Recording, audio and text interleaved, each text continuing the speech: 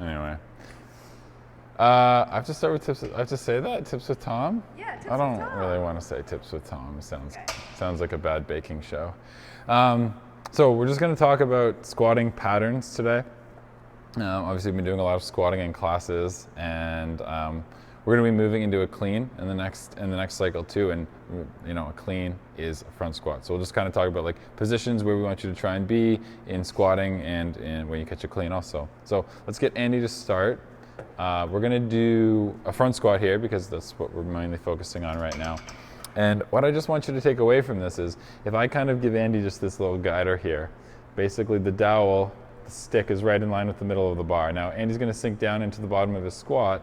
I just want you to notice that the dowel is pretty in line with the bar, or the bar is pretty in line with the dowel as he goes to the bottom. Then go ahead and stand up, Andy.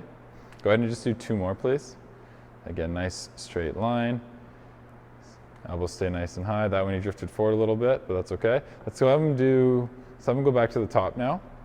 I want you to really over-exaggerate pushing your hip back. Really over-exaggerate where your hip goes. And you can see now he's aggressively falling forward with the bar. His elbows are dropping. He can kind of correct his position from there, but that's a pretty veteran move. And again, now he's a little bit too far forward. So from there, he's going to drive up, kind of get reset again. And now from there, what I'm going to ask Andy to do now is do one where he goes a little bit too far forward onto his toes, or his knees come too far forward. And you can see now, again, that bar is definitely drifting forward. And from there, he can stand from that position. It's a little bit awkward, but so on and so forth. Go ahead and just do 3 normal front squats again.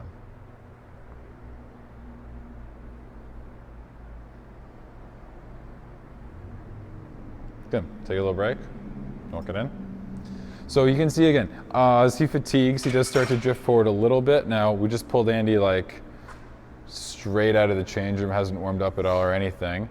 But the idea is, if you fatigue, it's going to be normal to kind of want to fall forward and fatigue a little bit. But just remember, what we're looking for as coaches is that bar to be straight up and down as much as possible. Again, it might have a little wander to it, but you can see when he stuck his hips too far back, bar went forward. When he stuck his hips too far forward, bar went forward.